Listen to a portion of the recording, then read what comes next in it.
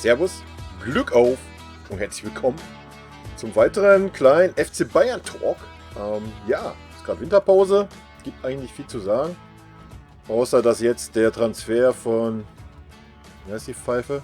Alexander Nübel oder was? Alexander Nübel. Ja, ist fix. Ich hatte ja schon im letzten Video oder vorletzten Video schon mal ein bisschen was dazu gesagt. Und ich dachte mir, ja, ich hau euch mal meine Meinung um die Ohren.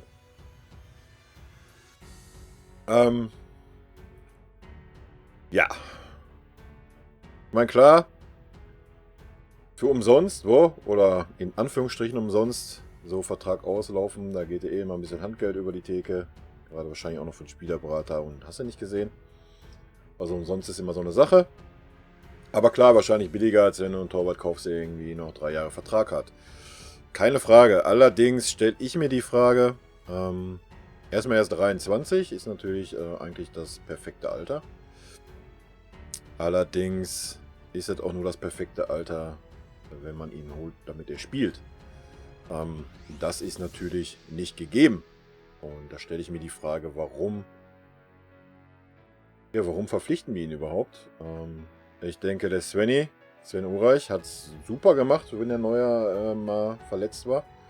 Was natürlich in letzter Zeit mal öfter der Fall war, abgesehen von dieser Saison. Und hat es auch stillschweigend getan, muss man auch ganz klar sagen, weil er, ja, nicht abgefunden, aber hat es halt akzeptiert, dass er die Nummer 2 ist. Ich meine, wenn du zum Verein gehst, wo der neue Stammtorhüter ist, musst du halt damit leben. Und das ist halt so eine Sache, die ich nicht ganz verstehe, wie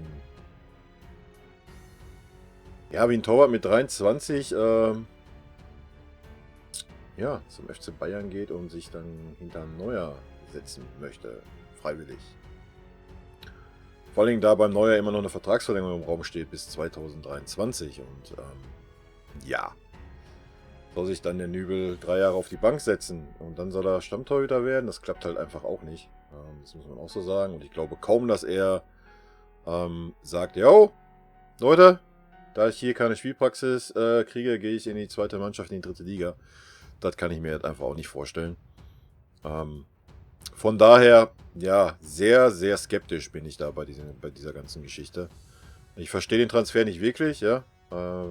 Absolut nicht. Und verstehe da auch den Spieler nicht, muss ich ehrlicherweise sagen. Ich meine, dass die Schalker jetzt da reden und gleich als Kapitän abgesetzt haben und wollen ihn auf der Tribüne verbannen und sowas, ist halt auch kompletter Schwachsinn. Irgendwo muss man das halt verstehen, wenn ein Verein wie der FC Bayern anfragt, wenn du auf Schalke spielst. Machen wir uns nichts vor, nichts gegen die Schalker, aber seit über 50 Jahren kein deutscher Meister. Ich bitte dich. Und dann sagen, jo, hier starte ich durch, hier spiele ich um Titel. Ist halt nicht gegeben. Warum ist der Neuer damals gewechselt als Hardcore-Ultra-Schalker, der selbst in der Fankurve stand? Ja, genau aus diesem Grund einfach, um Titel zu gewinnen, was halt auf Schalke halt einfach nicht geht. Mal mit ein bisschen Glück mal ein DFB-Pokal und dann hört es aber auch auf. Von daher, das kann man schon verstehen, das Argument. Geld, ja. Ich glaube, ja, vielleicht mittlerweile die Dortmunder auf Platz 2 vorgestoßen, das weiß ich nicht genau, aber sonst waren jahrelang die Schalker, die zweithöchsten Gehälter gezahlt haben in der Bundesliga, also ist das auch nicht wirklich ein Argument, ja. Und ja, wie gesagt, ich kann den Transfer nicht nachvollziehen, vor allen Dingen, weil wir noch den Früchtel haben, der ist 19 und riesen Torwarttalent, ist schon viele Jahre bei uns. Hat dementsprechend natürlich auch schon viel gelernt, trainiert bei der Profimannschaft mit, wird auch schon was von Neuer mitgenommen haben und so weiter. Und jetzt haut man dem da ja einen Alexander Nübel vor die Füße. Machen wir uns nichts vor. Gut, ich habe die Schalke jetzt nicht so viel gesehen. Er mag ein talentierter Torwart sein, kam glaube ich von Paderborn. Ja, ist auch in Paderborn geboren. Alles gut und schön, aber was hat er denn bis jetzt an Erfahrung? Also, ja. 2 Bundesliga-Saisons oder was? Keine Champions League, kein Europacup, wäre mir zumindest neu. Ja, hier. Kann euch das ja auch mal, warte mal. Natürlich auch super, dass da genau die Cam ist. Ja, aber ihr seht es ja hier. Ja, speichern wir es. Mal ein bisschen größer hier. Top vorbereitet, wie immer. Aber ihr seht ja, Leistungsdaten pro Wettbewerb. Erste Bundesliga 35 Spiele, Regionalliga West 23 Spiele, U17 21 Spiele, Westfalenliga 12 Spiele, Oberliga Westfalen 1 Spiel. Natürlich erstmal super, er kommt aus meiner Ecke, Paderborn, boah, gleich um die Ecke bei mir. Ja, aber wie ich sagte, was hat er geleistet? Nix, Leute. Nix. 1,5 Saison, erste Liga. Mit 23 ist jetzt auch nicht so überragend, ja. Um das mal höflich zu formulieren. Klar ist, mit den Daten oder mit den Leistungen hat er auch keinen Anspruch, ja. Manche sagen ja, oh, du musst der Neue aber hin und her. Leute, wenn du guckst, hat er null Erfahrung, der Typ.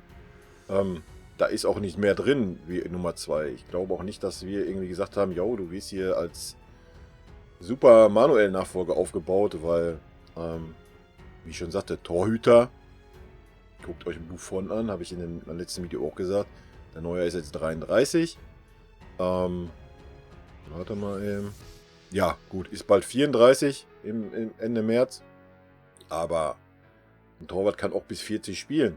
Klar werden Reflexe irgendwann vielleicht ein bisschen nachlassen, da kann man aber gegen trainieren. Ja, weiß ich nicht. Klar, es kann ein guter Transfer werden, wenn der Neue sich jetzt wieder verletzt oder so ein Scheiß. Und ein halbes Jahr ausfällt oder sowas.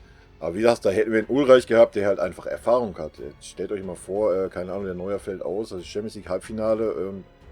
Ja, dann stellt sie Nübel da rein, der halt, ja, der hat das noch nie erlebt. Europapokal, das ist ja, verstehst du, wie ich meine? Der Ulreich ist da ein alter Hase. Klar wird der auch nicht jünger. Ja, und auf die Zukunft gesehen hätte ich mir einfach gewünscht, wie ich es auch in den letzten Videos schon gesagt habe, wenn man doch so ein Torwarttalent hat, wie den Früchtel, warum denn denen nicht mal das Vertrauen geben? Verstehe das halt einfach immer nicht. Weißt du? Der spielt in der 3. Liga, ist doch okay, da sammelt er Spielpraxis, dann kannst du ihn ab und wann mal jetzt die nächsten 2 Jahre mal in die Bundesliga bringen, mal einen Pokal bringen, kannst du den Neuer mal draußen lassen, ob er das will oder nicht, spielt dann keine Rolle. Und der kann denen noch was mitgeben, den Jungen. Ne? So, dann lass den Neuer in 2 Jahren aufhören oder nochmal woanders hin oder was weiß ich und dann wäre der Früchte 21. Ja, wäre doch super. Ja? Und nein, jetzt haust du ihm da so einen Knaller davor, der, ja, ist jetzt nicht, dass er irgendwie der überragende Torwart wäre. Also, weiß ich nicht, schwer. Wie ich schon sagte, klar, er ist umsonst. Keine Frage, nimm mit, gönn dir. Aber wirklich verstehen tue ich den Transfer nicht. Ja, Fakt ist, ich denke, der Ulreich wird gehen. Da müssen wir uns ja auch nichts vormachen. Der wird sich nicht als Nummer 3 bei uns hinhocken. Ja, keine Ahnung, Leute.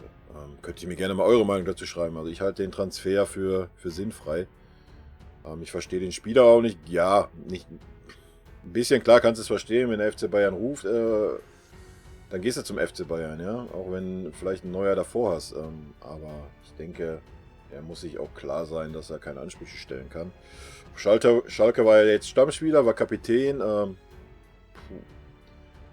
Hätte man auch sagen können, keine Ahnung, ich bleibe noch 2 Jahre auf Schalke und gucke mal, wie meine Entwicklung ist. Meine Meinung. Verstehen muss ich es nicht. Ich halte es auch. Wie gesagt, ich bin gespannt, wie es passiert. Die einzige Chance, die ich halt sehe, ist wirklich, dass der Neuer sich verletzt oder sowas. Es ist jetzt nicht, dass der Neuer irgendwie schlechte Leistungen gebracht hat. Also in meinen Augen alles immer souverän. Von daher, ja. Wie gesagt, der müsste sich echt mindestens 2 Jahre auf die Bank setzen. Ne? Weiß ich nicht, ob das so im Sinne des Erfinders ist. Ja, generell, Transferpolitik, mal ein bisschen von dem Torwart-Thema weg. Transferpolitik sehe ich bei uns echt kritisch, muss ich sagen. Sehe den Bratzo sehr kritisch, was das anbelangt. Ich weiß nicht, was er da in der Jugend, da wird er ja hoch gelobt für, hast du nicht gesehen.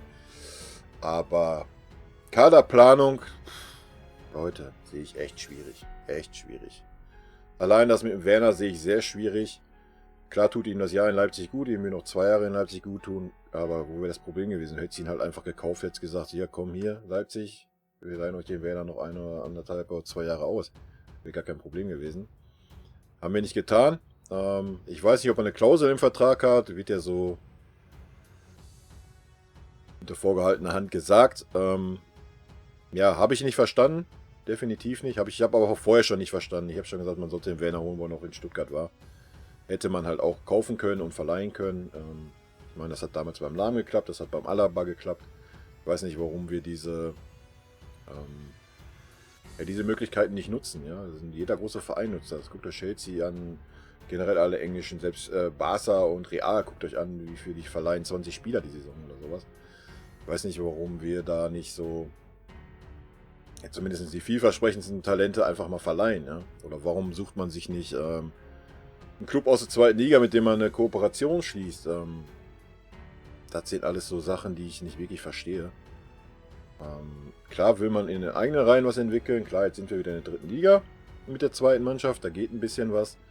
Aber klar ist doch auch, wenn irgendwie so ein junger Spieler ist, dem man das jetzt noch nicht unbedingt zutraut, macht es doch Sinn, ihn in die zweiten Liga, wo er Druck hat, wo er auch ein bisschen abgehärtet wird. Zweite Liga ist immer noch ein bisschen was anderes. Oder du kannst ihn auch in die ersten Liga zu irgendeinem Club geben, wenn einer Interesse hat. Ja? Leih den Spieler doch einfach aus, 1 oder 2 Jahre. Mein Gott. Ich denke auch kaum, dass ein junger Spieler beim FC Bayern sagen wird, oh nee, ich lasse mich jetzt nicht ausleihen. Das halte ich auch für ein Gerücht, das kann ich mir nicht vorstellen. Weil ansonsten wird so enden, dass er in 2 Jahren dann in irgendeinen Club wechselt, weil er bei uns keine Spiele macht. Ja, da müssen wir ein bisschen von weg. Ich habe ja schon öfters gesagt, ich würde mir halt wünschen, dass halt einfach junge Spieler bei uns auch einfach mal eingesetzt werden, dass Vertrauen gegeben wird. Und das hätte ich beim Früchtel mir definitiv gewünscht. Ja, irgendwie haben wir nie die Trainer, die Eier dazu haben. Habe ich ja auch schon öfter gesagt, der letzte war der Van Gaal. Alle anderen haben da nicht die Eier zu. Oder, keine Ahnung, wollen dem Klima wegen nicht ein Star sagen, hier, das spielt der Junge aus, weil du keine Leistung bringst. Aber wenn er nun mal keine Leistung bringt oder platt ist oder was weiß ich was, ja Leute, weiß ich nicht. Da muss man das halt auch akzeptieren und ja, Transferpolitik ist fragwürdig in meinen Augen.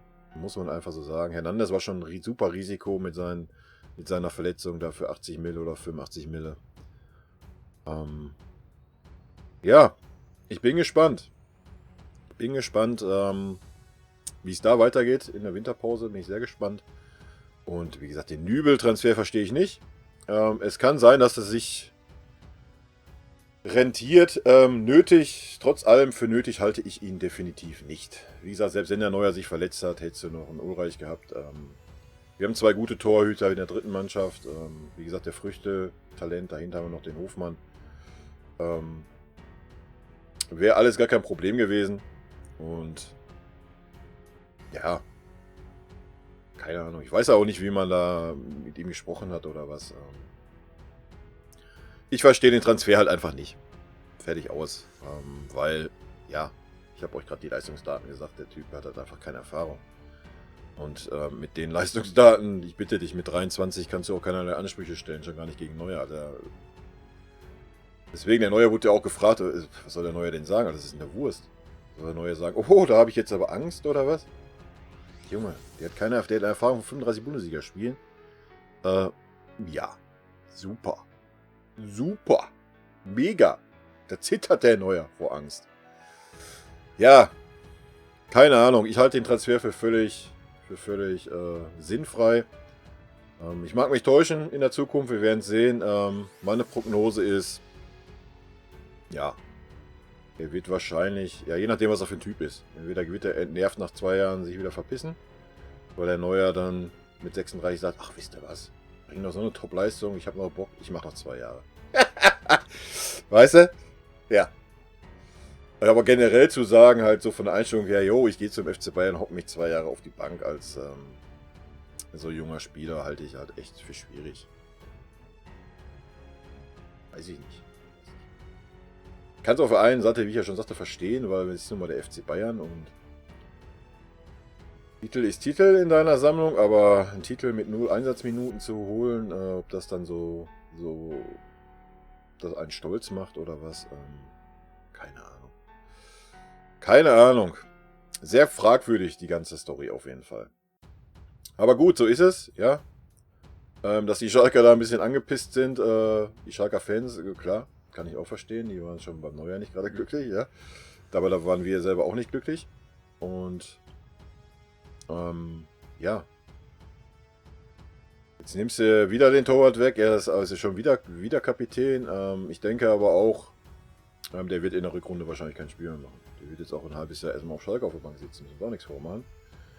Da wird der Fährmann wieder kommen. Ich habe den Fährmann auch nicht wirklich schlechter gesehen als den Nübel. Klar, der hat mal vielleicht einen Wackler mehr drin gehabt. Ja, schwierig, aber schwierig. Ja, keine Ahnung. Ich denke, der wird sich, es wird seine Zukunft nicht wirklich beflügeln. Ja? Ich denke, er hätte wirklich noch, das ist ja nur für ein Jahr, 2 Jahre verlängert, hätte sich eine Ausstiegsklausel reinschreiben lassen, Blasewitz, was auch immer. Aber er hätte Spielpraxis gekriegt. Er hätte, ich meine, so wie es aktuell läuft, spielen die Schalker nächstes Jahr auf jeden Fall Europacup, hätte vielleicht mal ein bisschen Europapokalerfahrung sammeln können. Dann hätte man immer noch sagen können in 2 Jahren, jo, ich gehe zum FC Bayern. Schwierig. Schwierig. Aber gut, so ist es. Ich weiß nicht, wer den bei uns eingefädelt hat. Den Transfer. Interessant wäre zu wissen, was er verdient bei uns. Das wäre nur interessant. Ich denke mal, das wird zur neuen Saison definitiv rauskommen. Ja, was soll ich sagen? Ich halte den Transfer für sinnfrei. Gerne eure Meinung dazu. Freue ich mich drüber. Ansonsten rot-weiße Grüße. Und ihr wisst Bescheid, bald geht's weiter. In der Bundesliga. In diesem Sinne, haut rein. Bis dann. Ciao.